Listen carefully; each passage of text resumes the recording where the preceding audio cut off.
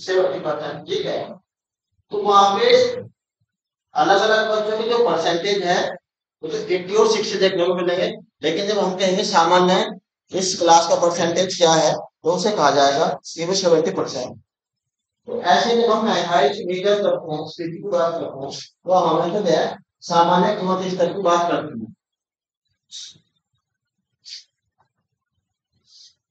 अब हम मान लेते हैं कि जैसे हमारे पास कोई बंडल ऑफ कमोडिटीज है, ये जो अभी चीजें डिस्कस होंगी, कुछ इसमें ऑब्जेक्टिव सवाल आएंगे या कुछ कॉन्सेप्ट आएंगे, ये बहुत कॉमन चीज है, इसका इकोनॉमिक्स से भी कोई कंसर्न है, इसका आपके रोजमर्रा की लाइफ में संबंध है।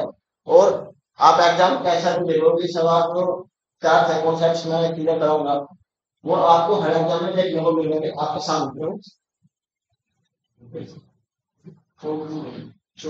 ये हमारे पास कमोडिटीज का एक बंडल हो गया जिसको मैंने एक्स से डिनोट कर दिया। इसमें दो चीजें हैं,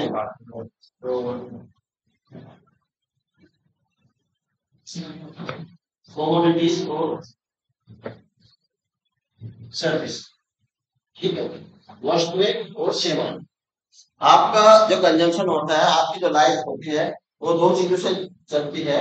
आपके कंजम्पशन में एक आती है कमोडिटीज, जिनका आप गुड्स भी बोल देते हो, और दूसरी आती है सर्विसेज। कमोडिटीज और सर्विसेज में क्या डिफरेंस होता है, मुझे लगता है कि आप ये सारे जानते हैं, इसके बारे में बातचीत कर सकते हैं, ठीक है। तो जो एक्स बंडल है, तो हमारे पास टाइम पीरियड हो गए मंथ 1 और मंथ 2। हम एम से डिनोट कर रहा हूं मंथ, ठीक है। तो ये जो आपकी इन्फ्लेशन होती है, it is measured over a period of time. ये एक निश्चित समय अवधि में मापी जाती है। वो समय अवधि कुछ भी हो सकती है, वो दैनिक भी हो सकती है, वो माहवार भी हो सकती है, वो वार्षिक भी हो सकती है, वो 10 वार्षिक भी हो सकती है। वो मेजर करने वाला जो आपको डेटा देगा, उसके दृष्टिकोण पर निर्भर करते हैं, उसकी मेथोड पर निर्भर करते हैं। इस टाइम मान को लेकर आपको महंगाई का डेटा प्रस्तुत कर रहा है। मैंने जो आपको लिखा है वो इसलिए लिखा है क्योंकि जो सबसे कॉमन यार्डस्टिक है, मेथोडोलॉजी है, तो हर एक मेथोडोलॉजी में हम WPI आएगा और प्राइस इंडेक्स आएगा, करंट प्राइस इंडेक्स आएगा, कंज्यूमर प्राइस इंडेक्स आएगा।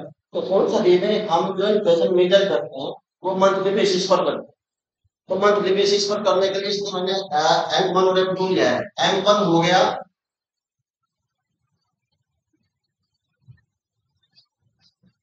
करंट मंथ और M2 हो गया प्रीवियस मंथ, ठीक है। करंट मंथ का मतलब चालू माह और ये बीता हुआ माह, ठीक है। करंट को और प्रीवियस का मतलब तो समझते हो, वो तो बहुत कॉमन सी टर्म है। तो अगर बंडल एक्स, इसमें दोनों चीजें हैं, बंडल एक्स की कीमत 80 रुपए थी, एम ये प्रीवियस है M2, और M1 जो आपका करंट मंथ है, इस पीरियड में ये हो गई 88। तो आप कैसे बताएंगे कि मंथली बेसिस पर कितनी महंगाई बढ़ी है, कितनी घटी है?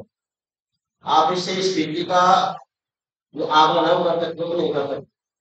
तो स्थिति का आकलन करने के लिए आपको करना क्या है, इसका फॉर्मूला आपको अपने दिमाग में रखना है।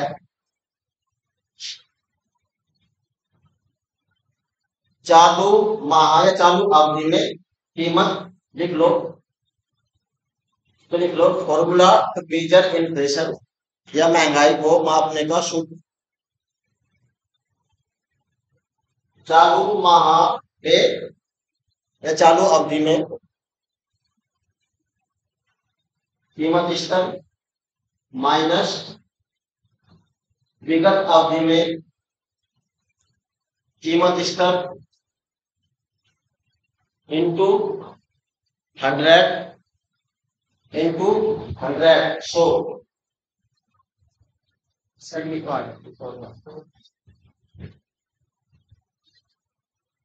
मेन्यू सर, मेन्यू कौन सा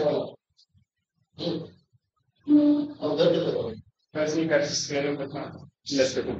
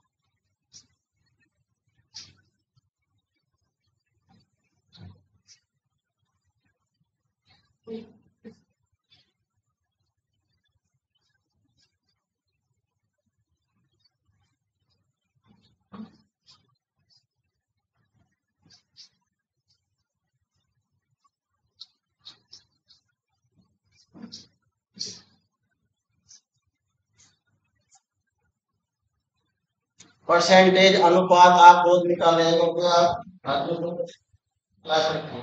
तो मुझे बताओ कि मैंने जो आपका एग्जाम्पल दिया है जिसमें N1 में कितनी कीमत है? अरे अभी तो मैंने बताया है 80, N2 में देखिए। तो ये फॉर्मूले का इस्तेमाल करके मुझे ये बताओ कि जो महंगाई की दर है जिसको स्पीति कह रहे हैं, इन्फ्लेशन कह रहे हैं, वो कितनी होगी? Very good. मैंने 182 लिखा था क्योंकि थोड़ा सा आपकी कैलकुलेशन आसान होता है। आपको करना क्या है, 88 माइनस 80, ठीक है, इंटू 100 डिवाइडेड बाय 80।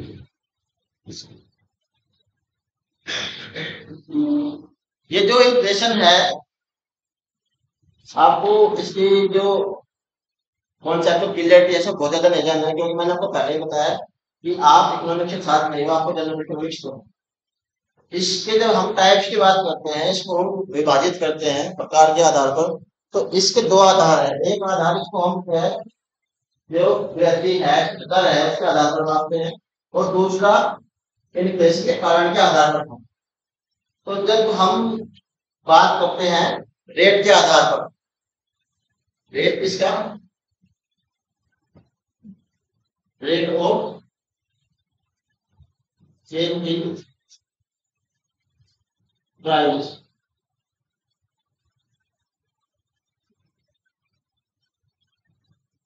कीमत वृद्धि दर के आधार।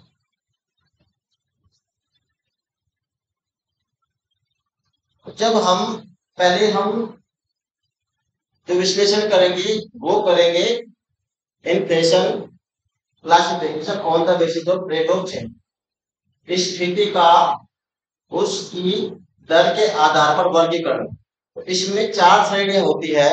पहली श्रेणी को हम बोलते हैं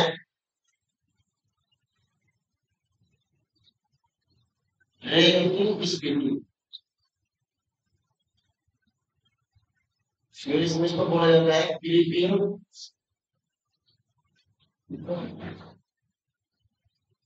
इन्फ्लेशन। आ जाओ किसी पे। दूसरा है चलती स्फीति, जिसको बार्गेनिंग बोलते हैं, बार्गेनिंग। तीसरी है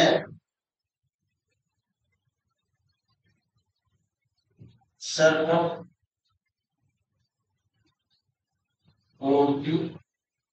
स्फीति।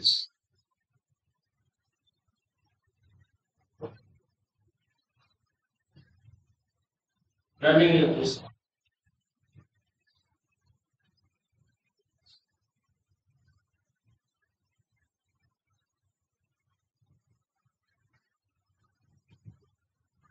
जो है अतिस्फीति, इसको बोलते हैं हाइपर इन्फ्लेशन।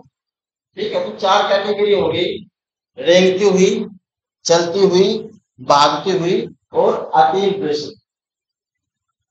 जो पहली स्थिति है उसमें 2 से 3% तक जो मंथली स्थिति है, इन्फ्लेशन है, उसको माना गया है कि इसको हम रेंज की स्थिति कहते हैं। तो ये जो पहली स्थिति है, क्या समझे क्या यार, रेंगती हुई, चलती हुई, भागती हुई या दौड़ती हुई, और ये अतिस्फीति, अतिस्फीति में भी बोलते हैं हाइपर इन्फ्लेशन। तो अगर ये 2 से 3% है तो इसको कहा जाता है रेंग की स्थिति। अगर ये बढ़कर 4 से 10% तक रहती है, इसको माना जाएगा चलती हुई स्थिति की श्रेणी में। और अगर ये 10% से 50% के बीच में है तो इसको माना जाएगा सरपट दौड़ती हुई श्रेणी में। और अगर ये 50% के ऊपर भी बढ़ जाती है इसको कहा जाएगा हाइपर इन्फ्लेशन। क्लियर है? कौन कौन सी स्थिति है? चलती, दौड़ती, और इंग्लिश से बताओ, इंग्लिश के बच्चे होंगे यहाँ। कीपिंग, वॉकिंग, रनिंग और हाइपर इन्फ्लेशन। ठीक है, इसका परसेंटेज क्या है मैंने आपको बताया था, 2 से 3% अगर वृद्धि होती है माहवार इस श्रेणी में आएगा।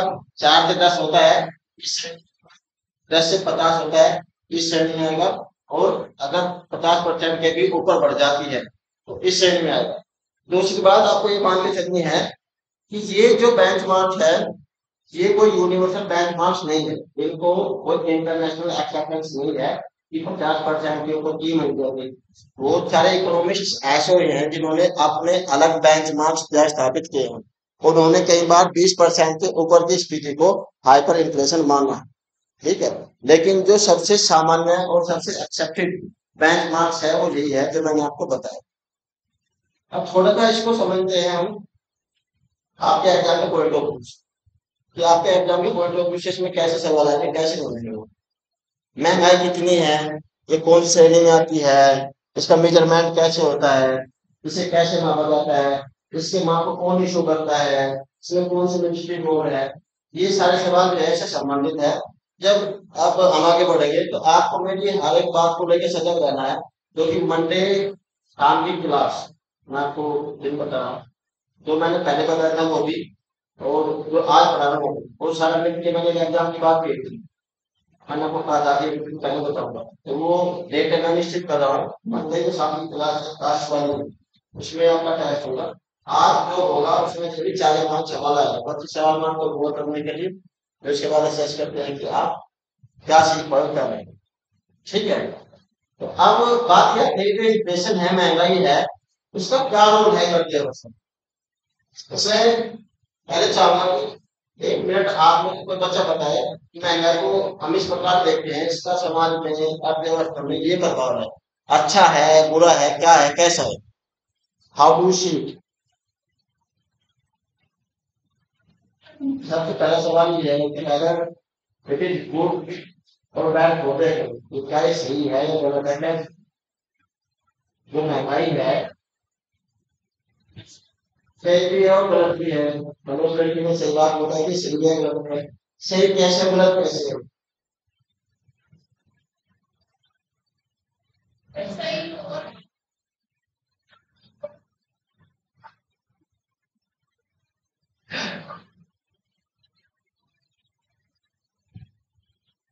तो आप सारे बच्चे अच्छे एग्जाम की तैयारी करने वाले हो, मैं ये चाहता हूँ मैंने पहले बताया है, आप जब कुछ बताए आपका इस पर भी समझ आनी चाहिए और आपका इसमें आंसर सही है, लेकिन जो बच्ची बता रही है उस बात से डिटेल कौन पे हुआ है, तुम बताओ। या इधर तुम बताओ, पहले उस नाम का था तुम तो भाई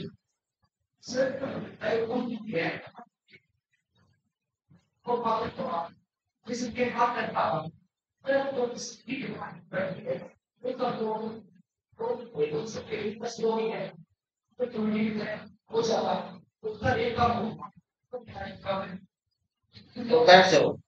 ठीक है, मैं समझ गया। देखो हम ऑब्जेक्टिविटी की तरह पढ़ रहे हैं तो हमारे आंसर में बहुत फ्लोट हो।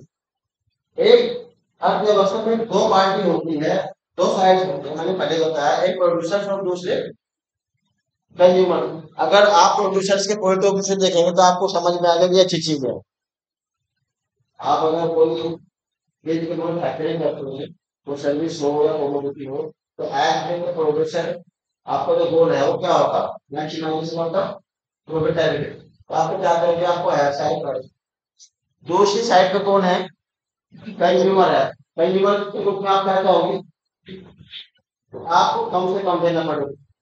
ठीक है, आपको ये बात तो वैसे समझ में आ गई कि इसको कैसे है। अब लेकिन इसका होना ना होना, ज्यादा कम होना, वो कैसे मैटर करता है वो मैं आपको समझाता हूँ। अगर आपकी अर्थव्यवस्था, आपकी सामाजिक व्यवस्था में महंगाई जीरो है, तो ये मान के चलिए कि आपके प्रोड्यूसर्स है, उनके लिए कोई इंसेंटिव नहीं होगा आगे बढ़ने। ठीक है, प्रॉफिटेबिलिटी एक प्रोड्यूसर को इंसेंटिव देती है। कोई भी आप में से अगर प्लान लगा के बैठेगा, तो जैसे ही आपको प्रॉफिटेबिलिटी बढ़ती है तो सेल बढ़ता है। एक महंगाई जिसको हम इस श्रेणी में मान रहे हैं, क्रीपिंग इन्फ्लेशन, वो महंगाई एक अर्थव्यवस्था को चलाने के लिए जरूरी है, इंसेंटिव की फॉर्म। दूसरा, इतनी इन्फ्लेशन से, क्योंकि जैसे वो महंगाई बढ़ती है तो जो फैक्टर इनपुट्स है, इसमें लैंड लेबर कैपिटल सब आते हैं, उनकी इनकम भी बढ़ेगी उस हिसाब से। इतनी महंगाई बढ़ती है, उस महंगाई से जो कंज्यूमर साइड है वो भी बहुत ज्यादा नेगेटिवली अफेक्ट नहीं। तो 2, 3, 4% की जो महंगाई है, उसको कभी भी बहुत बुरा नहीं माना जाता किसी अर्थव्यवस्था के लिए। केवल इसको माना जाता है कि अर्थव्यवस्था को सही चलाने में जरूरी है। लेकिन इसके बाद की जो अवस्थाएं हैं, इसमें चलती स्थिति हो गया, दौड़ती स्थिति हो गया, या हाइपर इन्फ्लेशन हो गया, तो जैसे जैसे ये बढ़ते हैं, अर्थव्यवस्था जो है कहीं ना कहीं पटरी से उतर जाती है। कोई बच्चा बता सकता है कि आपकी तरह की महंगाई की दर क्या है, 4%, और किस इंडेक्स के साथ में, क्योंकि महंगाई कभी भी आप ऐसे नहीं बता सकते कि इतने परसेंट। आपको अभी इसके लिए बहुत जानना पड़ेगा कि ये कंज्यूमर प्राइस इंडेक्स पे है, ये होलसेल प्राइस इंडेक्स पे है, और ये जीडीपी डिफरेंटर के इंडेक्स पे। ठीक है, ये जो सबसे लास्ट वाली है, ये तो मैंने आपको बता दिया कि ये तीनों स्थिति पे है, एक अर्थव्यवस्था के लिए घातक हो सकता है, और जैसे ही आपकी कैटेगरी का नेक्स्ट लेवल होगा वो उतनी ज्यादा घातक होगी। ये जो ये जो लास्ट वाली स्टेज है, जिसको हम हाइपर इन्फ्लेशन का नाम दे रहे हैं, ये इतनी घातक हो सकती है, और ये कहीं पाई भी जाती है कि नहीं पाई जाती है, इसके बारे में थोड़ा सा मैं आपको बताता हूँ। जैसे हमारे यहाँ अगर किसी आदमी को गाड़ी खरीदनी हो, कैश में खरीदनी हो, वो 2,000 करोड़ की तो बंद हो गया, अगर 500 करोड़ प्रति लेके जाएगा तो मेरे ख्याल से छोटे थे मेरे को जा सकता है 10-12 लाख। जिम्बाब्वे में 2018 में महंगाई की दर बढ़ते बढ़ते इतनी बढ़ेगी कि वहां की जो करेंसी है उसकी जो वैल्यू है वो लगभग लैंग्वेज बोलो, जितनी बड़ी थैली में आप पैसा लेके गाड़ी खरीदने जा रहे हो, आपको यकीन है 3 काउंटर में एक आदमी कितने पैसे लेके साग सब्जी खरीदने जा रहा है। अगर आपको साग सब्जी खरीदनी है तो आपके पास मतलब बड़ा सा पर्स होना चाहिए, उसमें पैसे ठूस ठूस के भरना चाहिए, उसके करेंसी की वैल्यू। ऐसे ही हंगरी में 1924 में हाइपर इन्फ्लेशन की जो रेट थी वो कई हजार में चली गई, यानी कि वहां दिन में कई सौ बार प्राइस होता था उनकी। एक दो एग्जाम्पल मैंने आपको पहले भी बताया था, जैसे मैंने जर्मनी का एग्जाम्पल बताया था मंदी के दौरान। ठीक है, ऐसे ही वेनेजुएला 2004-5 में वेनेजुएला की स्थिति ये थी, वेनेजुएला की जो इन्फ्लेशन रेट थी वो 2,880 का अराउंड था,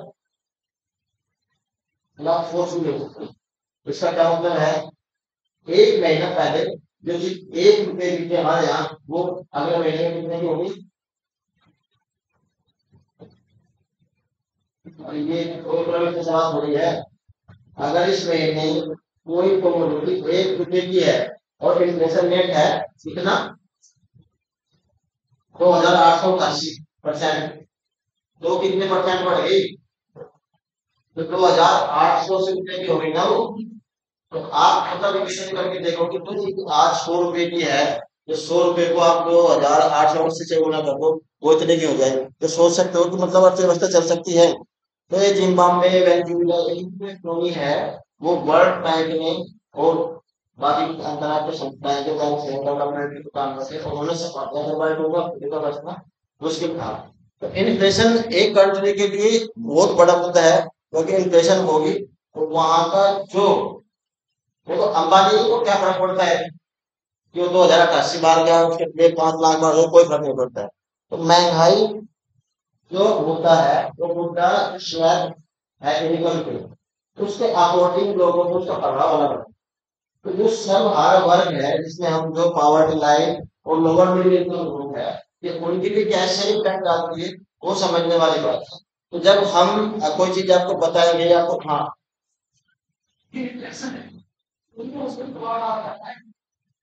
इसमें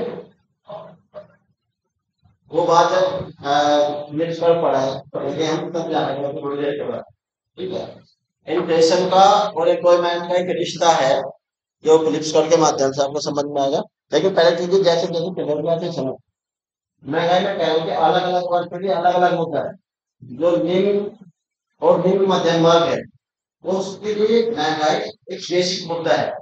जो अपर क्लास है, इनकम वाइज में कह रहा हूँ, जो अपर इनकम ग्रुप्स है उनके लिए महंगाई बहुत बड़ा मुद्दा नहीं होती कभी। ठीक है, लेकिन आपको देखना है आपकी जो इकोनॉमी है, सामाजिक व्यवस्था है, उसमें कुछ लोगों की भरमार है, क्योंकि तभी वो एक सामाजिक मुद्दा बनेगा, तभी वो एक राजनीतिक मुद्दा बनेगा।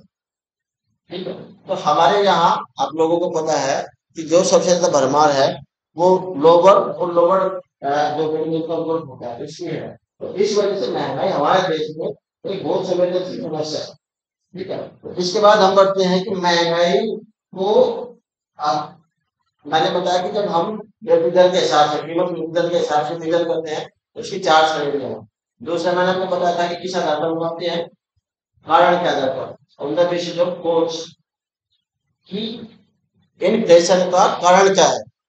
ये था कि रेट क्या है, तो रेट के हिसाब से चार कैटेगरी बनेगा। ठीक है, लिविंग, वास्तविक, वैल्यू, हाइब्रिड होगा।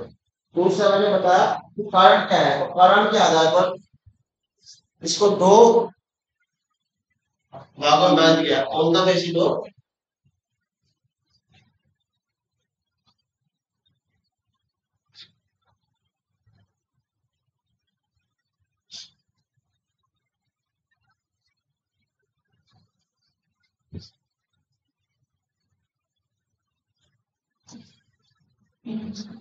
कारण के आधार।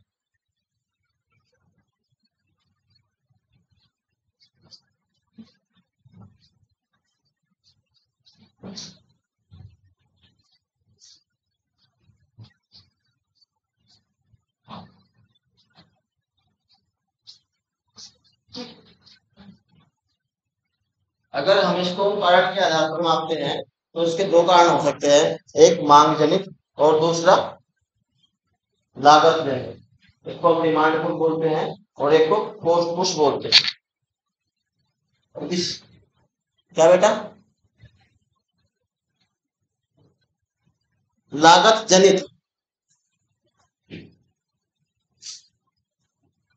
जो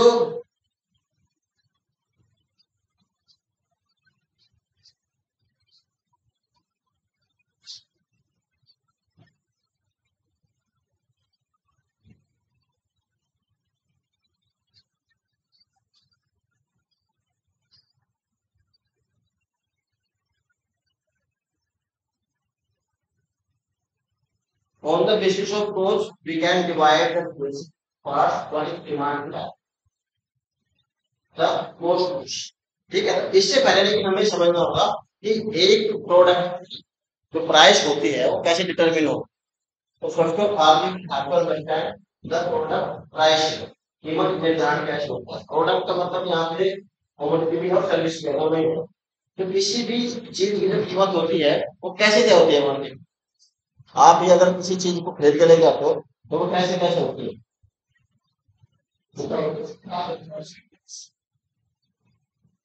मार्केट में कहते हैं। जो आप कह रहे हो बात अपनी नजर से ही है, लेकिन तुम्हारी बात इसलिए मैंने बिल्कुल काट दी, कोई और बोलता तो मैं मान लेता तुम इकोनॉमिक्स स्टूडेंट हो तो तुम्हें उसका सटीक जवाब दो।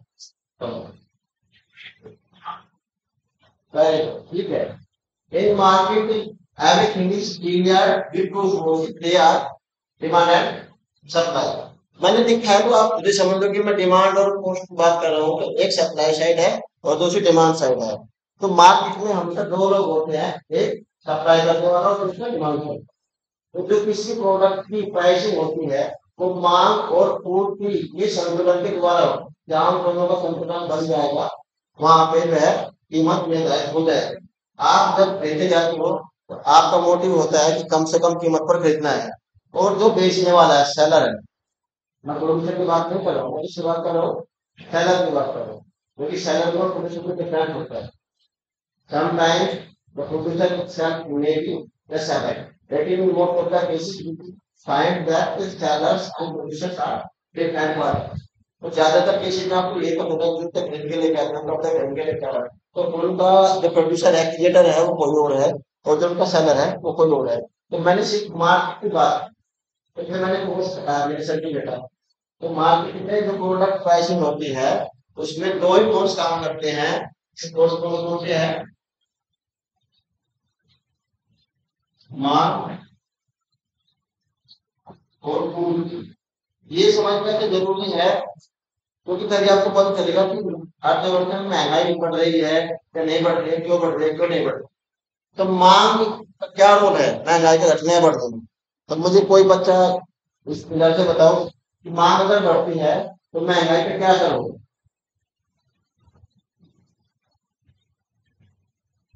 महंगाई बढ़ेगी, वेरी गुड। ठीक है, दूसरा, अगर पूर्ति बढ़ती है फिर क्या होगा?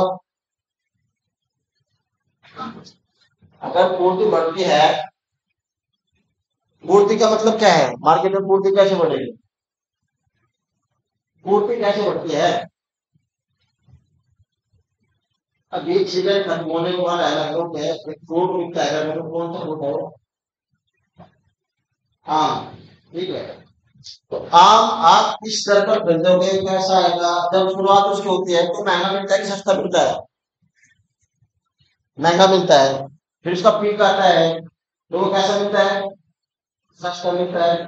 फिर धीरे धीरे आम खत्म होने लगता है, फिर कम हो जाता है, फिर महंगा मिलता है। तो ये चीजें आपने अगर नोटिस किया तो आपको समझ में आ जाएगा। जैसे जैसे आम की सप्लाई बढ़ती है मार्केट में तो उसकी प्राइस कम हो जाती है, जैसे जैसे उसकी सप्लाई कम होती है तो उसकी प्राइस क्या होता है? बढ़ जाती है। ठीक है, और ऐसे डिमांड में है कभी कभी, जैसे अभी आपने कोरोना का पीरियड देखा, तो कोरोना के टाइम पे कई चीजों की मांग बढ़ी। वो चीजें कौन सी थी? ऑक्सीजन सिलेंडर हो गया, ठीक है, जो फर्स्ट एड बॉक्स है उसमें आने वाली जो टैबलेट्स है उनकी मांग बढ़ गई। ठीक है, तो वहां पे अगर फार्म गवर्नमेंट के रूल के हिसाब से काम ना करे तो 100% या उनकी कीमत बढ़ जाती है, टैबलेट्स की बात करो। लेकिन जो ऑक्सीजन के सिलेंडर है, तो आपको पता है कि उस टाइम पे ऑक्सीजन का सिलेंडर खरीदना सोना खरीदने के बराबर हो गया। ठीक है, तो आपका जो बाजार है, आपकी जो मार्केट है, उसमें कोई चीज महंगी होगी सस्ती होगी, डिपेंड करता है कि इन दोनों में बिल्कुल संतुलन कैसे स्थापित। ठीक है ना? तो अब इसी से आपको समझना है कि कोई स्थिति मांग जनित है कि लागत जनित है। अगर मार्केट में सरकार का एक्सपेंडिचर बढ़ता है, सरकार टैक्स कम करती है, आपकी इनकम बढ़ जाती है, ठीक है, डिमांड किस पे डिपेंड करेगी? तो लोग है तो उनके पास पैसा कितना है, इस बात तो पड़ेगी। उनका पैसा कितना है, कितना डिपेंड करता है कि उनके पास रोजगार जैसा है, सरकार को क्या सुविधाएं देती है। जैसे आप लोग 1 लाख रुपए कमा रहे हैं मंथ, और साल में 30% के हिसाब से सरकार को टैक्स दे दो। आपने साल में 10 लाख रुपए कमाए तो 30% टैक्स दे दिया, तो कितना चला गया आपका? छोटी छोटी बातें दो दिन बात पड़ते हो, एकदम कोई ट्रांसफर दिया करो। 10 लाख में से 30% चला गया, कितना बच गया? 7 लाख बच गया ना। अब सरकार ने कहा कि आपने उसके हिसाब से अपनी बजटिंग कर रखी है, सरकार ने कहा कि हम आपका टैक्स 10% कर रहे हैं, तब आपके पास कितना बच गया? 9 लाख रुपए बच गया। तो ये 2 लाख रुपए आपके तरफ से बच गए हैं, तो हर एक आदमी के साथ खर्च करो। तो जैसे ही सरकार आपसे टैक्स हटाती है, आपकी इनकम बढ़ाती है, जैसे छठा पे कमीशन लगा था, तो छठे पे कमीशन में बहुत सारे लोगों को क्यों कर रहे हैं, सरकार ने 70% क्यों बढ़ाया, तो उसके कम लगा था, 6 पे कमीशन कम लगा था।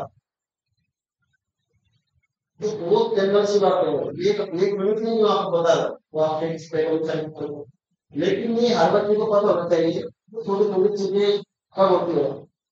7वां कम लगा था, आप अगर सैनिक नहीं कमा सुने तो इसका मतलब ये नहीं कि आप जानकारी इकट्ठा नहीं करेंगे, आपको जानकारी की उससे क्या जरूरत है, इस पे लगने वाला है तो इसका काम तो चल जाएगा, फिर भी लगना ही है, लेकिन आप इसके बिना एग्जाम में सरवाइव नहीं करेंगे। तो छठा जो पे कमीशन लगा था वो 2006 में लगा था, और 7वां जो पे कमीशन लगा वो लगा 2016 में। और अगला कब भी होना चाहिए, अगर इस 2 बात आपको समझ में आ रहा हो तो अगला कब भी होना चाहिए 2026 में। वेरी गुड, क्योंकि जैसे आपका जनसंख्या निर्माण करता है ऐसे ही जो व्यवस्था चल रही है कंप्लीट करने की वो 10 वर्ष बाद लगेंगे, और वो डिग्री का 6वां साल है इसमें लगेगा। ठीक है, तो जो मांग जगत की स्थिति है उसमें वे सारे कारण आते हैं जो एक व्यक्ति की आय बढ़ा सकते हैं, उस व्यक्ति के पास जो मुद्रा है, आय है, उसको बढ़ा सकते हैं। और जो ये लागत है इसमें मुख्य रूप से 3 चीज आती है। पहली, लागत का मतलब क्या है, मांग बढ़ गई, ठीक है, उसके प्राइस बढ़ गए। दूसरा है कि मांग तो ऐसी कैसी है लेकिन फिर भी कीमत बढ़ रही है, तो उसका रीजन हो सकता है उस पर्टिकुलर कमोडिटी की लागत बढ़ रही है। तो वो कैसे कैसे कब संभव है, आप रॉ मेटेरियल मंगा रहे हैं, ठीक है, कच्चा तेल हो सकता है उसमें, या जिस चीज से आप फैक्टर करने वाले हैं उस चीज के दाम बढ़ गए। दूसरा जो फैक्टर इनपुट्स है, लैंड है, लेबर है, कैपिटल है, पेट्रोल है, उनकी कमी हो जाए मार्केट में, उनकी कीमत बढ़ जाए, तो जब फैक्टर ऑफ प्रोडक्शन की कीमत बढ़ेगी तो जाहिर सी बात है कि आपका जो कॉस्ट ऑफ प्रोडक्शन है वो बढ़ेगा, तो आप मार्केट में जब उसको लेके जाओगे वो उसी हिसाब से जाएगी जिस हिसाब से उसकी लागत है। तीसरा टेक्नोलॉजी, जो ट्रेडिशनल कंट्रीज है जैसे इंडिया अभी तक रहा है, तो ये लोग प्रोडक्ट इन्वेंशन के लिए, प्रोडक्ट मैन्युफैक्चरिंग के लिए बाहर की टेक्नोलॉजी पे डिपेंड करते हैं। जैसे अगर हमने कार मैन्युफैक्चरिंग स्टार्ट की तो हम बाहर की जो फर्म्स है, बाहर की जो कंपनीज है उनसे टेक्नोलॉजी उधार लेते हैं, उधार का मतलब बोरो करते थे, उसको पैसा देते थे। तो जो टेक्नोलॉजी आप परचेज करते हो बाहर से, यहाँ से, वहां से, कहीं से भी, अगर उसकी कीमत बढ़ जाती है तो भी जो है प्रोडक्ट की कीमत बढ़ जाती है। तो अगर आपके सामने सवाल ये आता है कि कोजित के आधार पर मुद्रा स्थिति को किन किन भागों में, किन किन श्रेणियों में वर्गीकृत किया जा सकता है, तो आप उसको बताएंगे कि मांग है तो लागत, ठीक है। और अगर आपको कीमत में वृद्धि के आधार पर पूछा जाता है तो आपको उसको 4 कैटेगरी बतानी पड़ेगी। सवाल ये आ सकता है कि वो आपको कोई पर्टिकुलर कैटेगरी बोल दे, जैसे उसमें बोल दिया आपको रनिंग, तो रनिंग में आप क्या बताएंगे कि कितनी इन्फ्लेशन रेट होनी चाहिए कि इसको रनिंग मान लें। 10 to 50, ठीक है। तो ये छोटी छोटी चीजें आपके दिमाग ये चले हुए सभी, ठीक है। अब हम ज्यादा बेसिक क्वेश्चंस की तरफ बढ़ते हैं, मेजरमेंट ऑफ इन्फ्लेशन, ठीक है। तो भारत में इन्फ्लेशन को मेजर करने के लिए हमारे पास 3 मेथड्स है। पहला है होलसेल प्राइस इंडेक्स, लिख लो ये बहुत तो काम नहीं कर रहा है, होलसेल प्राइस इंडेक्स। दूसरा है कंज्यूमर प्राइस इंडेक्स। तीसरा है GDP deflator, consumer price index, उपभोक्ता मूल्य सूचकांक।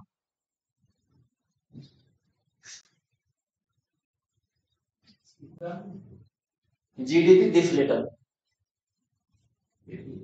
जीडीपी डिफ्लेटर,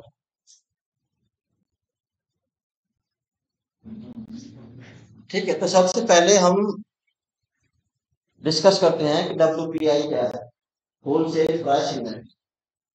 होलसेल और रिटेल सेल का मतलब समझते हो? होलसेल वो दुकान पर रहता है, होलसेल की दुकान, थोक की दुकान। क्या होता है? एक एक कीमत होती है जिसको थोक कीमत कहते हैं, एक कीमत होती है जिसको फुटकर कीमत कहते हैं, इसमें रिटेल कहते हैं। तो होलसेल और रिटेल में क्या डिफरेंस है?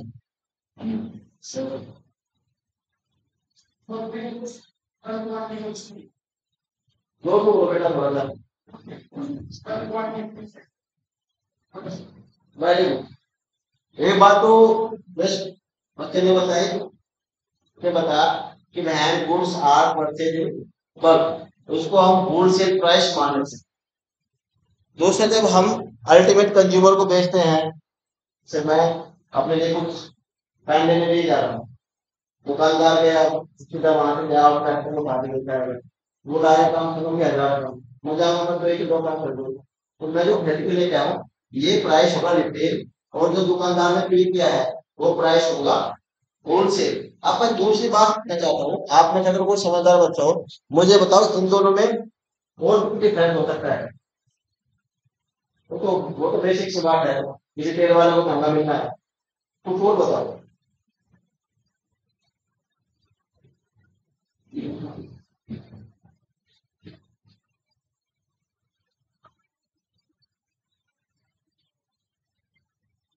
Very good. ये जो बच्ची बता रही है, जब हम आमतौर पर मार्केट में जाते हैं तो उसकी बच्ची ने बताया तो उस हिसाब से आकर करते हैं। लेकिन इकोनॉमिक्स में हम जब आकर करते हैं तो हम हिसाब से आकर करते हैं। बच्चों का है। जब प्रोड्यूसर से इसको हम बोलते हैं जैसे एक्स शोरूम प्राइस, तो इसको एक्स फैक्ट्री प्राइस है, ठीक है, होलसेल प्राइस को। तो जैसे फैक्ट्री ने बनाया उसकी लागत में अपना प्रोडक्ट लेके बेच दिया, इंटरमीडिएट वो बीच में काम करने वाले लोग हैं, इसको हम जो है मार्केट बोलते हैं, तो उसे होलसेल कहा जाता है।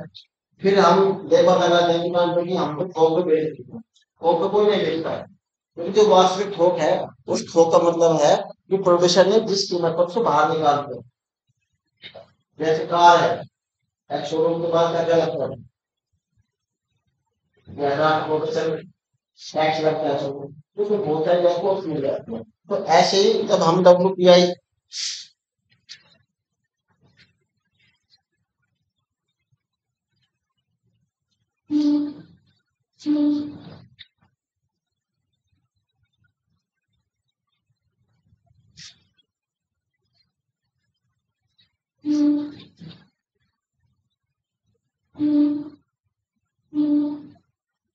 तो जब पहली बार वो प्रोडक्ट जाता है तो उसमें टैक्स इन्वॉल्व नहीं होता है, ठीक है, लेकिन मार्केट में जाते हैं क्योंकि पहली पार्टी को टैक्स नहीं देना, टैक्स शिफ्ट होगा, टैक्स तो अल्टीमेट कंज्यूमर पे करेगा, वो के कैसे जाएगा, तो दोनों बेसिक में करेगा टैक्स।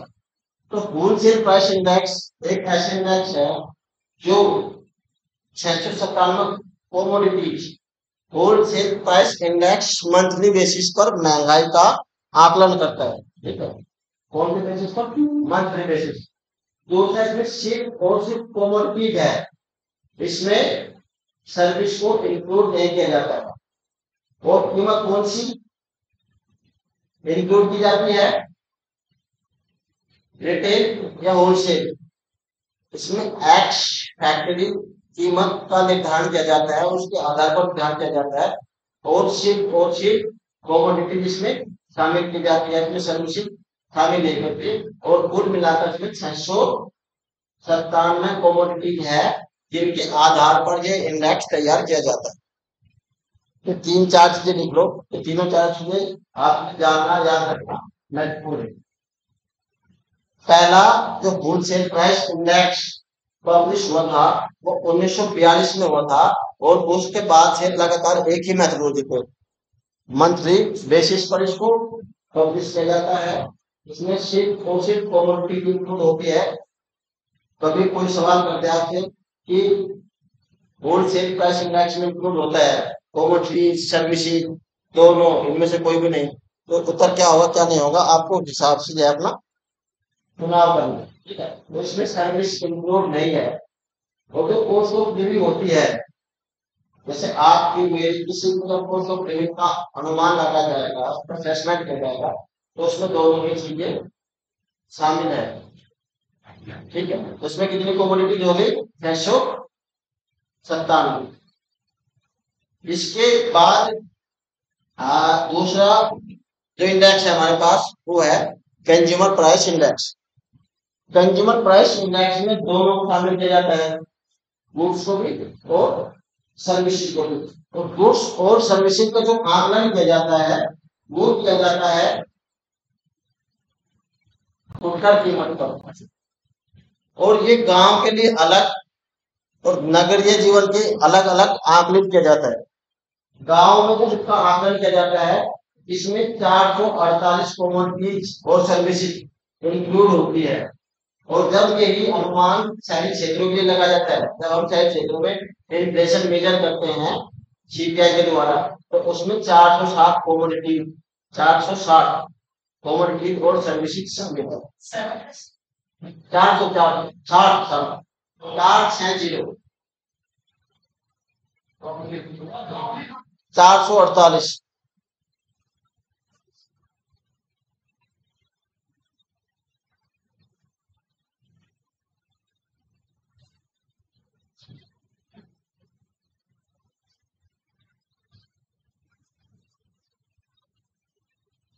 तो जैसे होलसेल प्राइस इंडेक्स होता है, तो मैंने बताया आपको कि वो तो किस कीमत और रिटेल प्राइस में। तो अब मुझे ये बताओ, अगर आप कौन सा एक बेहतर इंडिकेटर है कॉस्ट ऑफ लिविंग को शो करने के लिए, तो रिप्रेजेंट करने, होलसेल प्राइस इंडेक्स या consumer price index? Consumer price index को लोगों के नाम बताओ, दो से आप साथ साथ नजर आ रहे दो।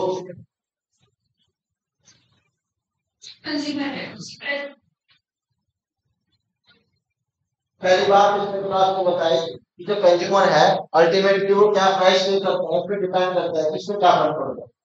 ठीक है, सरकार ने क्या चार्ज किया क्या नहीं, कितना टैक्स लगाया, कोई फर्क नहीं से, लेकिन मेरी जेब से क्या गया इससे मुझे फर्क पड़ता है। पहला कारण हो गया जो विकास ने बताया कि टैक्स इन्वॉल्व है और रिटेल प्राइस का जो मेरी जेब से। दूसरा कारण बताओ,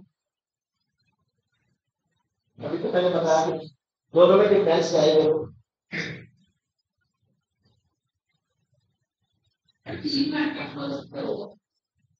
कोई एक मतलब ऐसे नहीं जिस बात को समझेंगे उसमें कुछ डिफरेंस लिखे हैं, मैंने क्या डिफरेंस बताया दोनों? दोनों मत याद आ रहा माफी जाते थे। एक में क्या शामिल है वो तो होगा। दूसरा एक में सिर्फ कमोडिटी है, एक में कमोडिटी सर्विस दोनों है। मतलब वो सब बात आएगी, आपने अगर सर्विस छोड़ दिया है तो हेल्थ पे एजुकेशन पे ये जो फर्क हो रहा है उसमें जो बुरी होगा। ये जो हम यहाँ बैठे हैं तो हम लोगों में डिस्कशन हो रहा है, it is the part of service related. We are not completing commodity here. हम किस कैसा है, हम सर्विस कैसा है। आप लोगों के पास गए, आप मुझसे दवाई दी, वो किस कैसा है, सर्विस कैसा है। आप लोग के पास गए, आपका कोई केस फंसा है, उसने आपसे बिजली आपको बचा दिया, वो किस कैसा है, सर्विस कैसा है। तो आपको जो कॉस्ट ऑफ लिविंग है उसमें एक बहुत बड़ा स्टेप है, उसमें एक बहुत बड़ा अनुदान है किसी का, सर्विस का। तो क्योंकि होलसेल प्राइस इंडेक्स में सर्विस नहीं है, तो जो नीचे का तबका है जिसके लिए एजुकेशन हुआ, हेल्थ हुआ और इनकी फीस हुआ, वो तो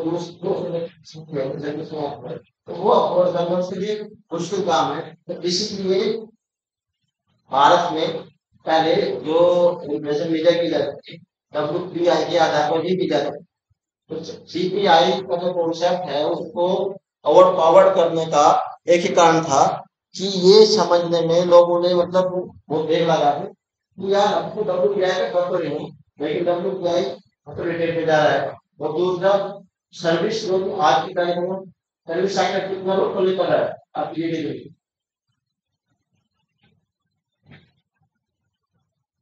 दस सर्विस का हो जाता है। एग्रीकल्चर सेक्टर का कितना था, मन तो करता है कि तुम लोगों को ना एक आध घंटे खड़ा रखो। 15%। मैन्युफैक्चरिंग का कितना था 30%, तो बचा कितना 55%, वो किसका हो गया सर्विस सेक्टर का। तो जो सेक्टर दोनों सेक्टर को साथ मिलाने के बाद भी उससे ज्यादा कंट्रीब्यूट कर रहा है, उसी सेक्टर को एक्सक्लूड करके बाहर निकाल के आप आपका अप्रोच है वो किसी नहीं मानी जा सकती, वो न्यायपूर्वक नहीं मानी जा सकती। ठीक है। तीसरा है जीडीपी डिफलेटर। जीडीपी डिफलेटर का अगर कभी कोई सवाल आएगा तो सिर्फ और सिर्फ जीडीपी डिफलेटर को मेजर करने का फॉर्मूला आएगा। तो जीडीपी डिफलेटर को मापने का सूत्र लिख लो क्या है।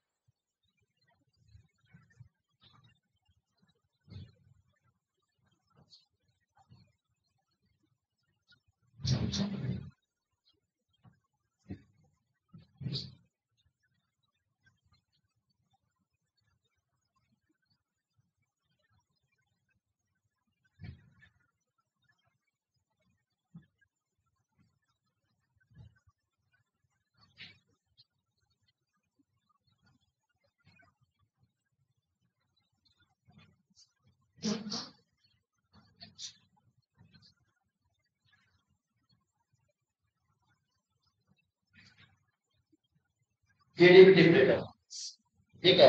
कौन लिखा मैंने जीडीपी है करंट प्राइस, चालू कीमतों पर जीडीपी, और नीचे लिखा है कांस्टेंट प्राइस, कांस्टेंट को बोलते हैं स्थिर।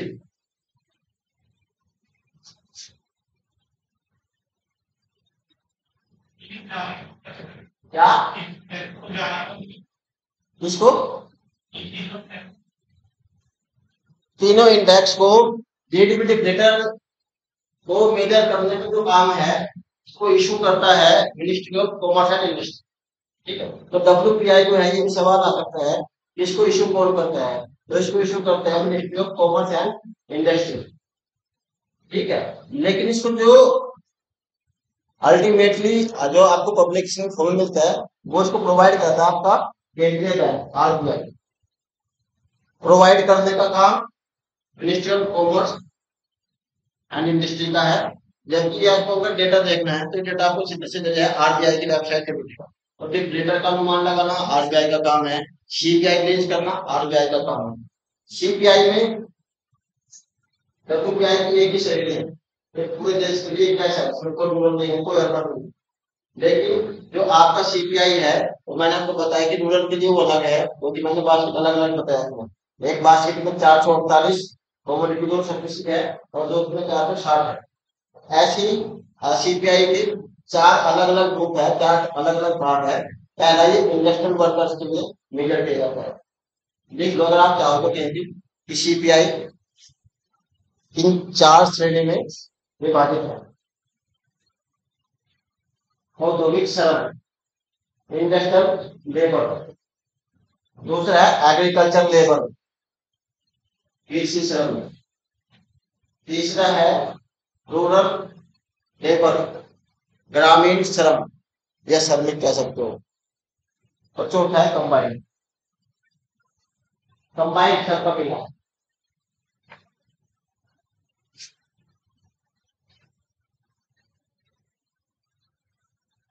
आरबीआई का भी जिक्र करूंगा।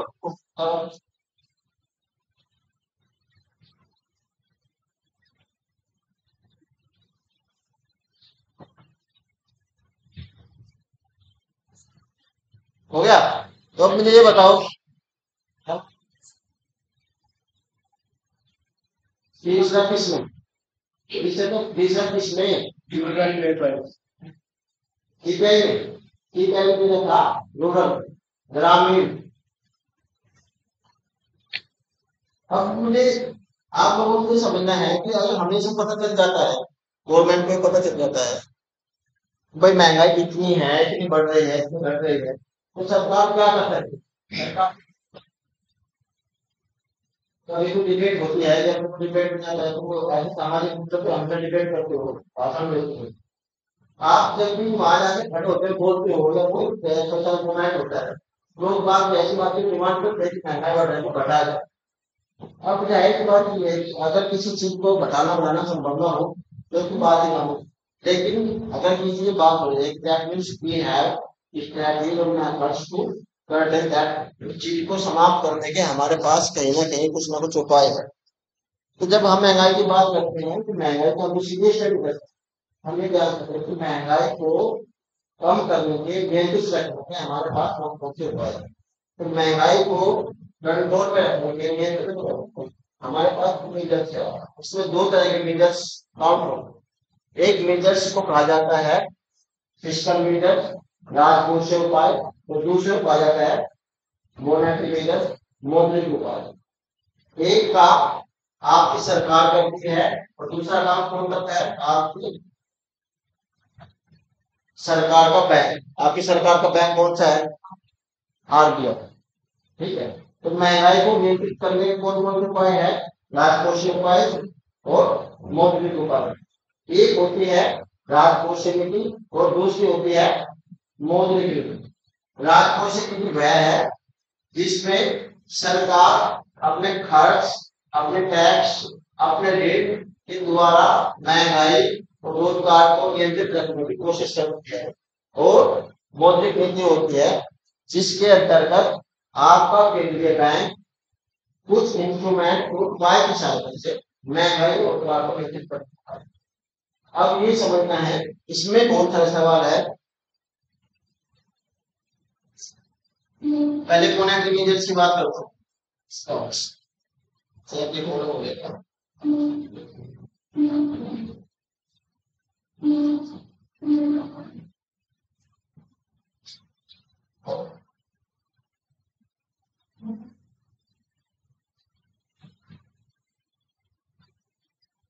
मॉनेटरी पॉलिसी, मॉनेटरी पॉलिसी जो काम करती है वो आपके बैंकिंग सेक्टर के माध्यम से काम करते हैं।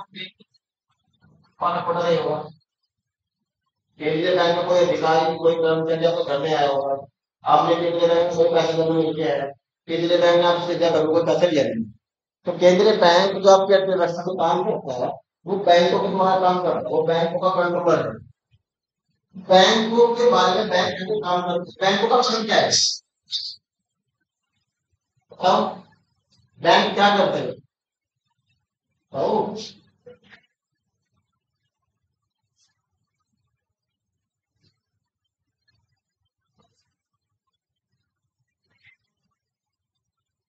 तो बैंक के दो मुख्य कार्य है। आपके पास जो पैसे है, आपको पैसा देके सुरक्षित रखना, उसको आपको ब्याज देना, और जरूरत के समय आपको ब्याज देगा, उससे पैसा लेना। दोनों ही रूप में वो आपको इंटरेस्ट देता भी है और इंटरेस्ट देता भी है। तो उसकी कमाई का जरिया क्या है? तो उसकी कमाई का जरिया सिर्फ और सिर्फ यही है कि जब वो आपसे पैसा लेता है सुरक्षा के नाम पे, तो वो आपको जो ब्याज देता है कभी वो नहीं, बहुत कम होगा। कह लो इन दोनों के बीच में जो डिफरेंस है कोई बैंक की कमाई है। इसके अलावा वो काम में करते हैं, क्या नहीं करते हैं, वो थोड़ी। लेकिन जो मुख्य परिभाषा है बैंकों की वो यही है कि वो आपके डिपॉजिट्स एक्सेप्ट करते हैं और आपको लोन एंड अमाउंट देते हैं। लेकिन बैंक को अगर आप ऐसे छोड़े तो कुछ भी करे, कुछ भी ना करे, आपकी जो अर्थव्यवस्था है पूरी तरीके से आज तक जो बैंक में लोगों का तो बैंक को कंट्रोल करने के लिए आरबीआई ने कुछ मेजर्स बनाए।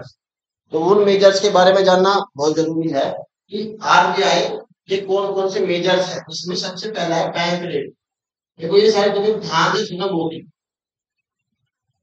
बैंक रेट, दूसरा है CRR, तीसरा है SLR, चौथा है रेपो रेट, पांचवा हो गया आपका रिवर्स रेपो, रिवर्स रेपो पर,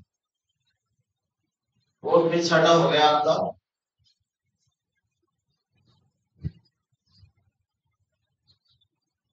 open market focus.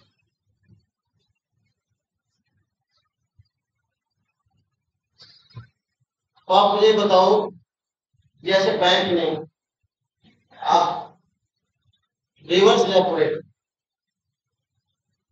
CRR cash reserve ratio, cash reserve ratio, SLR स्टेटरी liquid ratio, स्टेटरी liquid ratio. Repo rate हो गया, रिवर्स रेपो रेट हुआ है open market operation, open market operation.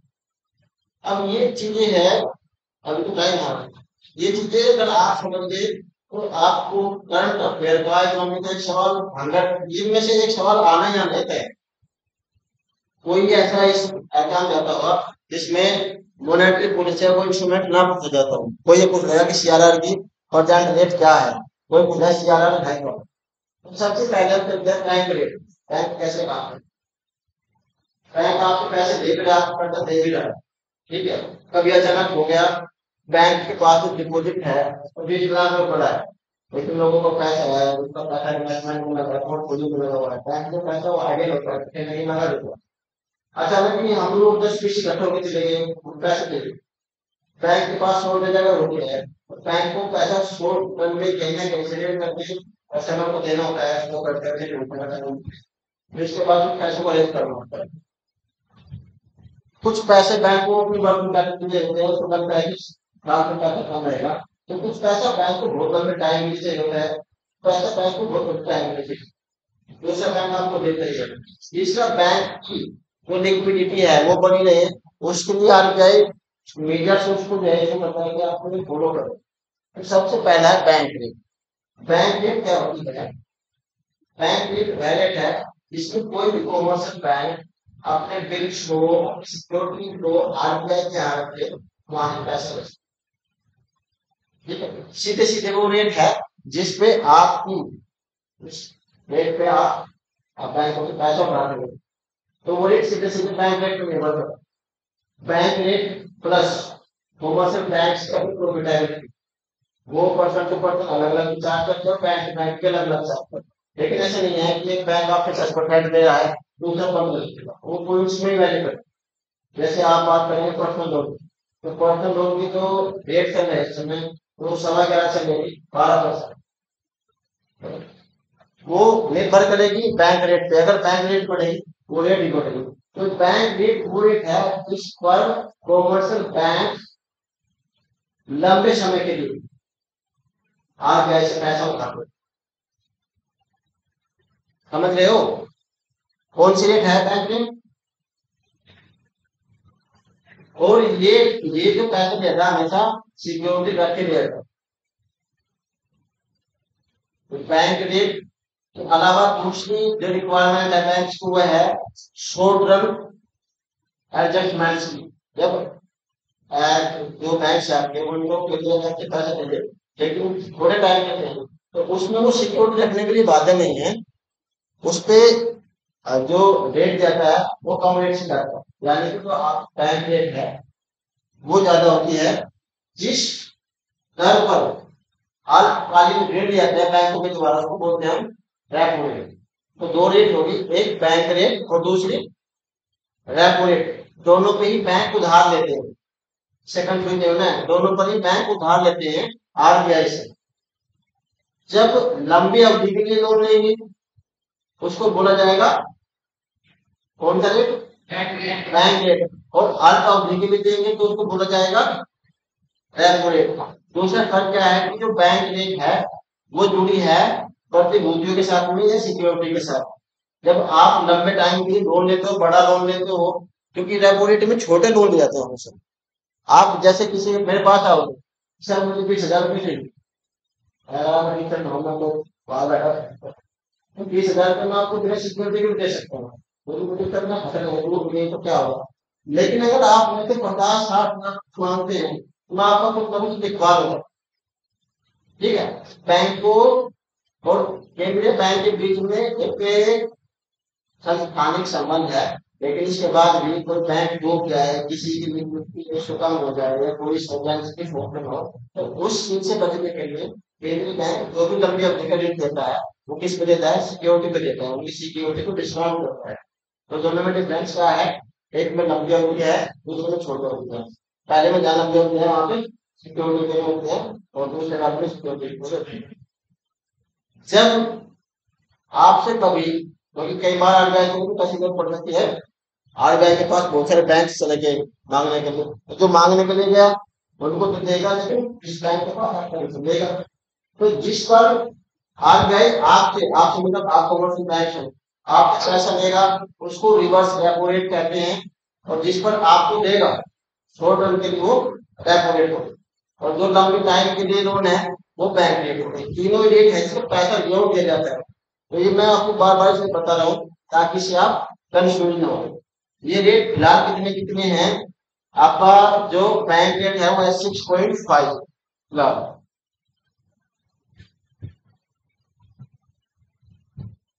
जो रेपो रेट है 6.75, sorry, bank repo rate है 6.5, bank rate है 6.75, repo rate है 6.5, और जो आपका रिवर्स रेपो रेट है ये वाला, वो है 3.5। 3.5। तो ये तो ऐसा डेटा है कि हर 6 महीने बाद बदल जाता है। इसमें मेरी बात करना जरूरी है। आपने आज क्लास कर ली और उसके बाद को में लिख लिया और आप एग्जाम में जा रहे हैं, तो ये डेटा एक लंबे टाइम के लिए नहीं होता है। यह 3 4 6 महीने में इसका तिमाही आधार पर जो है आकलन किया जाता है, और उसमें जो है फेरबदल किया जाता है। As per the requirement of the account, आपके अपने दफ्तर में कैश यूज है उसके हिसाब से उसका आकलन किया जाता है, उसके हिसाब से इसमें जो है चेंज किए जाते हैं। तो जब आप एग्जाम के लिए जाते हो, वो एग्जाम कोई आपका रेलवे का हो, फिजिकल हो, आपको ट्यूशन देने, तो ये जो डेटा है स्टडी का, जो पॉलिसी कंट्रोल्स है, वो डेटा आप जो है फिलहाल जो चल रहा है मैं वो बता रहा हूँ। इसके अलावा दो टर्म्स मैंने लिखी है, CRR और SLR। CRR है कैश रिजर्व रेशियो, SLR है statutory liquidity ratio. Cash reserve ratio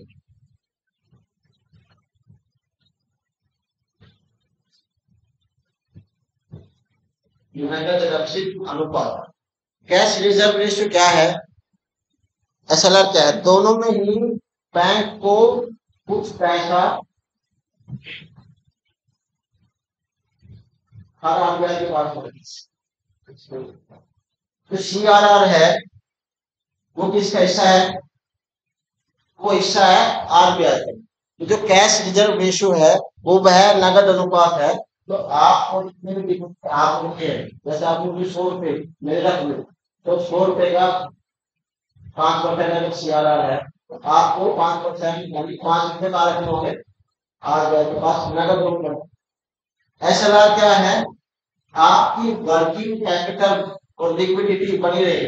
आपने सारा पैसा दे दिया, मैंने 100 रुपए दिए, आपने 100 के 100 आगे दे दी, दूसरे लोग आए तुम्हारा पैसा आपने सारा दे रखा है, आपके पास कोई पैसा नहीं है, आपने आरबीआई से मांग लिया, वो कितना देगा आपसे बात करता है। इसलिए केंद्रीय बैंक ये भी सुनिश्चित करता है कि जो पैसा आपके पास जमा हुआ है उसको कुछ भाग आप अपने पास लिक्विड फॉर्म में रखें।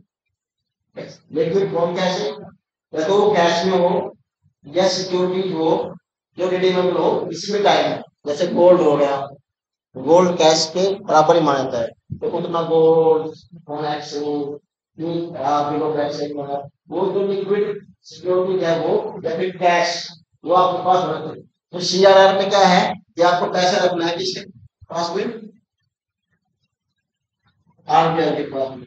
और यहाँ पे आपको रखना है लिक्विडिटी।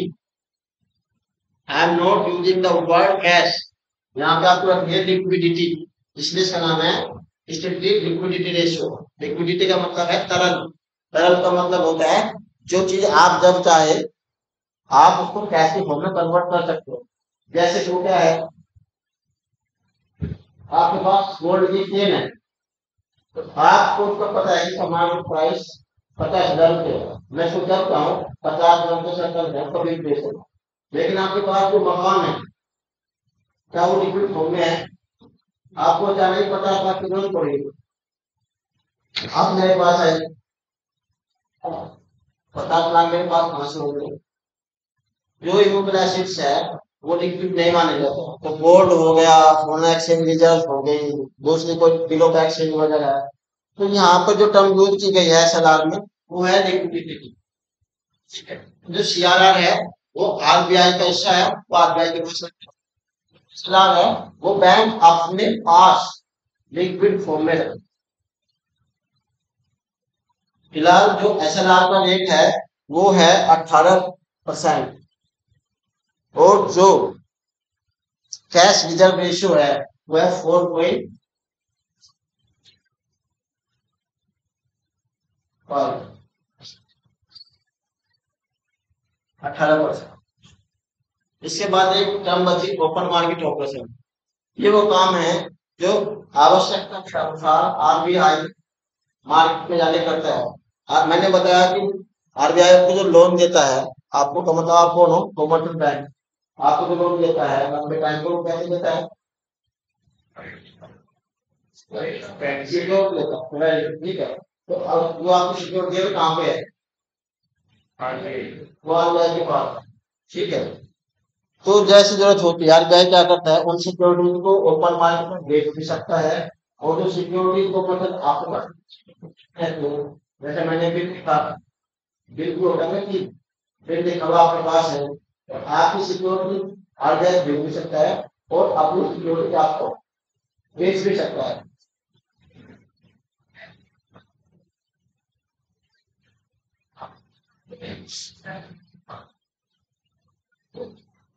अगर बेचेगा तो आरबीआई के पास अपनी जो सिक्योरिटीज है वो आपको दे देगा। जैसे कोई बिल ऑफ एक्सचेंज है, वो मैं इतना लंबा आपको नहीं समझा पाऊंगा क्योंकि बिल ऑफ एक्सचेंज बिल लिखे जाते हैं, चेक लिखे जाते हैं, ये प्रोमिसरी नोट है।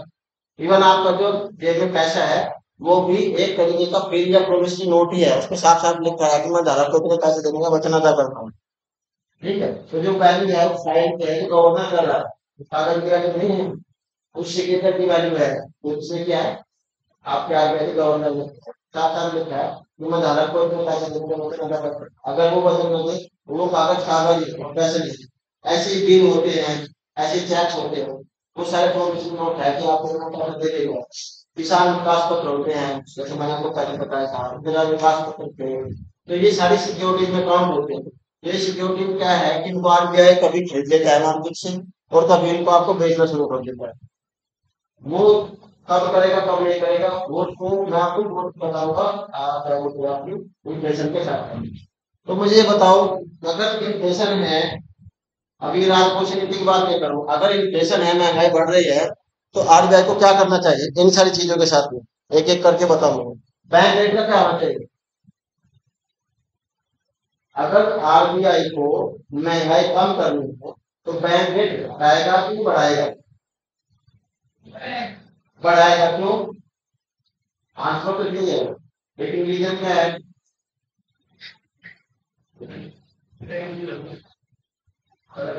महंगाई इसलिए हो रही है क्योंकि लोग के पास मैंने बताया पैसा ज्यादा हो रहा है।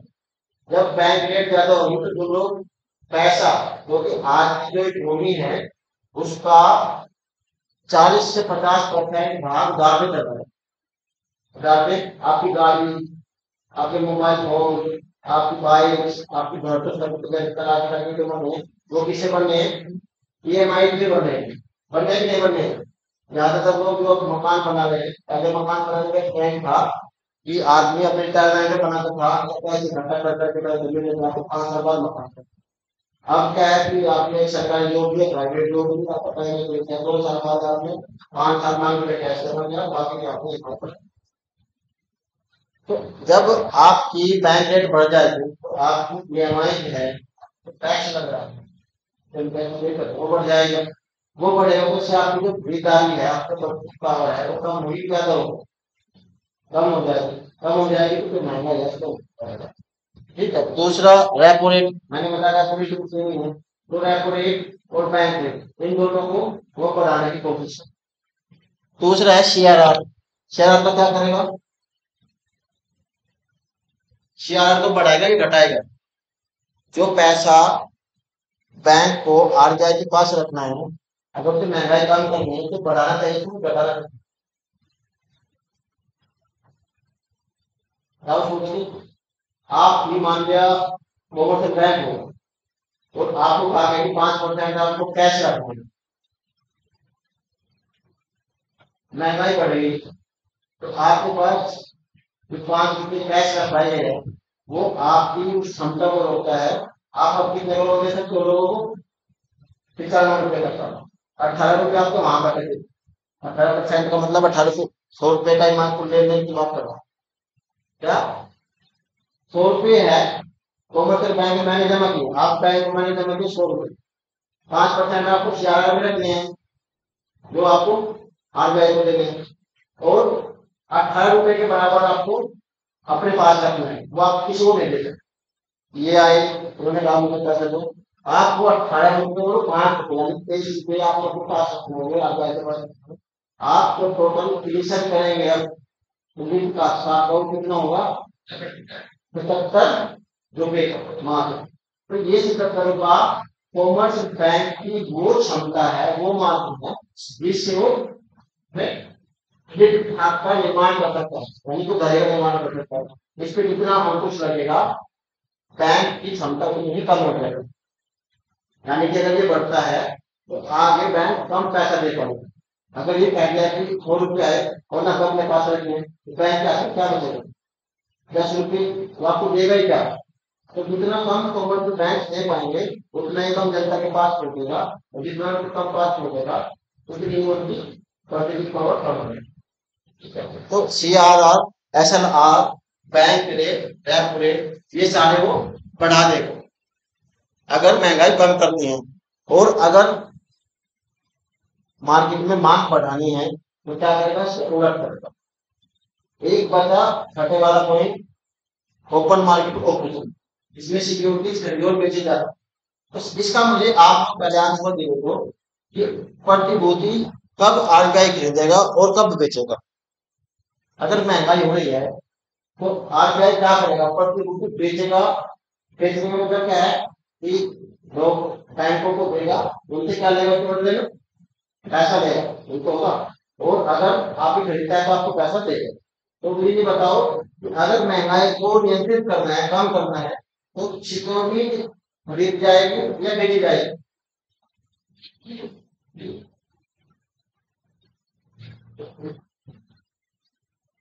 तो अल्टीमेटली मैंने बता दिया, आपको ईमान में करना है कि जो परचेजिंग पावर है in hand of the consumer वो आपको कम करनी है, आपको महंगाई करना है। आपको सीधा सीधा ही देखना है कि RBI ने किस मोड से परचेजिंग पावर कम हो गया। अगर महंगाई कम करने हैं, परचेजिंग पावर कम करने हैं, तो बैंक के पास कम पैसे जाएगा तो जनता के पास पैसा कम जाएगा, क्योंकि बैंक पैसा कहीं कहीं से हो जाते हैं। तो अगर RBI कॉमर्शियल बैंक को सिक्योरिटी बेच रहा है तो इसका मतलब क्या है? उनसे पैसा दे रहा है, तो जितनी ज्यादा सिक्योरिटी बेचेगा उतना ज्यादा पैसा बैंक से उड़े लगा, और बैंक की साख निर्माण की क्षमता है वो कम हो जाता है। तो महंगाई अगर करनी है तो ज्यादा से ज्यादा सिक्योरिटी बेचने की कोशिश की जाए, और अगर इसके उलट करना है कि रोजगार बढ़ाना है तो तब क्या करना पड़ेगा? वो खरीदनी शुरू कर देगा। जो पैसा बैंक के पास आएगा बाजार को निवेश करना है, उनका काम करना है, वो आप करना है।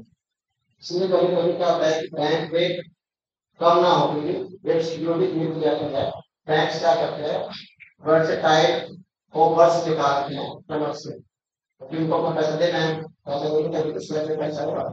ठीक है, आज इतने काफी है। मंडे का ये इसका बिजनेस करेंगे, इसका मुझे टैक्स को बात करना है, वो बात करेंगे।